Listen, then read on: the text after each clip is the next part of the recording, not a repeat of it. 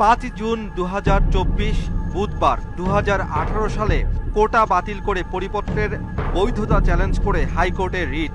সেই রিটের শুনানি শেষে কোটা পুনর্বহালের রায় দেয় হাইকোর্ট। প্রথম থেকে চতুর্থ হাইকোর্টের রায় প্রত্যাখ্যান করে শুরু হয় শিক্ষার্থীদের বিক্ষোভ। কোটা বাতিল চেয়ে হাইকোর্টের রায় স্থগিত চেয়ে আপিল, তবে তাতে সাড়া না মেলায় দাবি আদায়ে 1 জুলাই থেকে শুরু হয় লাগাতার কর্মসূচি। কোটা সংস্কারের 4 দফা দাবিতে এ আন্দোলনের নেতৃত্বে আসে বৈষম্য বিরোধী ছাত্র আন্দোলন। এবার শুরু হয় বাংলা ব্লকেট কর্মসূচি। 4 দফা থেকে 1 দফার দাবিতে বিক্ষোভে নামে আন্দোলনকারীরা। বৈষম্যমূলক কোটা বাতিল করে অনগ্রসর গোষ্ঠীর জন্য ন্যূনতম পর্যায়ে কোটা রেখে সংসদে আইন পাশের দাবি ওঠে।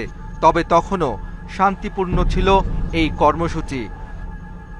তবে এর কদিন পর শিক্ষার্থীর পক্ষে রাষ্ট্রপক্ষ আদালতে গেলে হাইকোর্টের রায়ে স্থিতাবস্থা দেয় আপিল বিভাগ। এতে অকার্যকর হয়ে যায় হাইকোর্টের রায়। এবার শুরু হয় আপিল শুনানির অপেক্ষা। 16 জুলাই 2024 মঙ্গলবার আপিল শুনানির আগে সারা দেশে শিক্ষার্থীর আন্দোলনকে কেন্দ্র করে শুরু হয় সহিংসতা। আন্দোলনকারীদের ভেতরে অনুপ্রবেশ ঘটে দুর্বৃত্তদের। শুরু হয় ভাঙচুর, অগ্নিসংযোগ।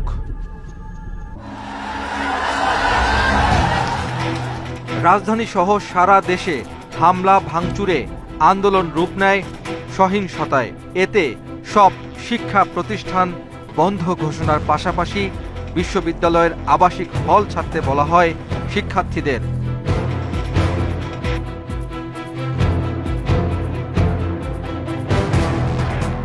আঠারোই জুলাই 2024 বৃহস্পতিবার এবার পুরো রাজধানীতে শুরু হয় তাণ্ডব।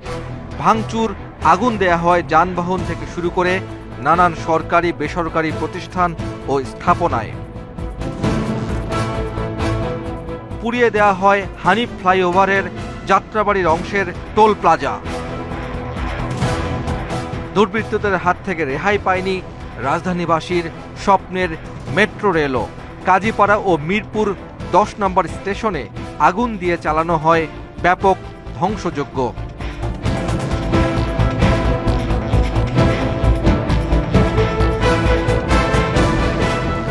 আগুন দেয়া হয়েছে এলিভেটেড এক্সপ্রেসওয়ের টোল প্লাজা ও মিরপুর ইনডোর স্টেডিয়ামে।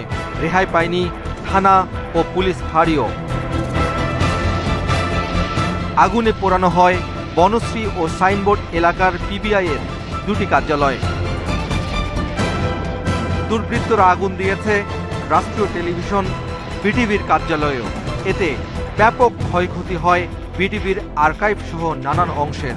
সাময়িক সময়ের জন্য বন্ধ হয়ে যায় সম্প্রচার।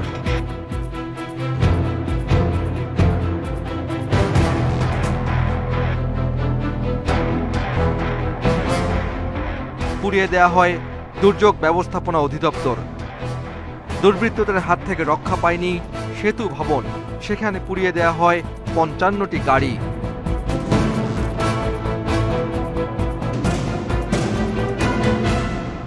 ডেটা সেন্টারে হামলা ও অগ্নিসংযোগে বন্ধ হয়ে যায় ইন্টারনেট সেবা। হামলাকারীদের ছবি বিশ্লেষণ করে দেখা যায় তাদের কেউই কোটা সংস্কার আন্দোলনে থাকা শিক্ষার্থী নয়। আইন শৃঙ্খলা বাহিনী জানায়, রাজনৈতিক উদ্দেশ্য হাসিলেই তারা অর্থের বিনিময়ে রাষ্ট্রীয় সম্পদ ধ্বংস ও সাধারণের জানমালের উপর হামলা চালায়। পরে পরিস্থিতি নিয়ন্ত্রণ ও সহিংসতা ঠেকাতে মাঠে নামে পুলিশ। 19 জুলাই 2024 শুক্রবার। তারপরও দুর্বৃত্তকারীরা আগুন দেয় স্বাস্থ্য অধিদপ্তরের পুরাতন একটি ভবনে। পুড়িয়ে ফেলা হয় 22টি গাড়ি। আগুনে পুড়িয়ে দেয়া হয় এলিভেটেড এক্সপ্রেসের মহাখালী অংশের টোল প্লাজা। এই সন্ত্রাসের হাত থেকে রেহাই পায়নি ফায়ার সার্ভিসও। 4টি অগ্নি নির্বাপক গাড়িতে আগুন ও ভাঙচুর করা হয় 10টি গাড়ি। মিরপুর কাঁচপুর ও খিলগাঁও ফায়ার স্টেশনে চালানো হয় হামলা। গুরুতর আহত হন ফায়ার সার্ভিসের 18 জন কর্মী। তাণ্ডবের হাত থেকে রেহাই পায়নি সিটি কর্পোরেশনের স্থাপনা। আগুনে পোড়ানো হয় উত্তর সিটি কর্পোরেশনের মিরপুরের 40টি বর্জ্যের গাড়ি, মোহাম্মদপুরে 1টি গাড়ি, মহাখালীতে ভাঙচুর করা হয় আঞ্চলিক কার্যালয়, 3টি গাড়ি ও 2টি মোটরসাইকেল। উত্তরায় আগুন দেয়া হয়েছে 5টি গাড়িতে। উত্তরা কমিউনিটি সেন্টার ছাড়াও পুড়িয়ে দেয়া হয় মোহাম্মদপুর সূচনা কমিউনিটি সেন্টার। অগ্নিসন্ত্রাসের হাত থেকে বাদ যায়নি হাসপাতালও। তাণ্ডব চালানো হয় মহাখালীর কোভিড হাসপাতালে। 4 দিন অবরুদ্ধ করে রাখা হয় ঢাকা চট্টগ্রাম মহাসড়কের যাত্রাবাড়ি অংশ। সেখানে ত্রাসের রাজত্ব কায়েম করে দুর্বৃত্তরা। পরিস্থিতি নিয়ন্ত্রণে গেলে দফায় দফায় হামলা চালানো হয় আইন শৃঙ্খলা বাহিনীর উপর, পোড়ানো হয় পুলিশের গাড়ি। সেখানকার ছবি বিশ্লেষণ করেও দেখা মেলেনি কোনো শিক্ষার্থীর। রাজনৈতিক উদ্দেশ্য হাসিলেই মাঠে নেমেছিল নৈরাজ্যকারীরা। নরসিংদী কারাগারে হামলা চালানোর পর পালিয়ে যায় 826 জন কয়েদি।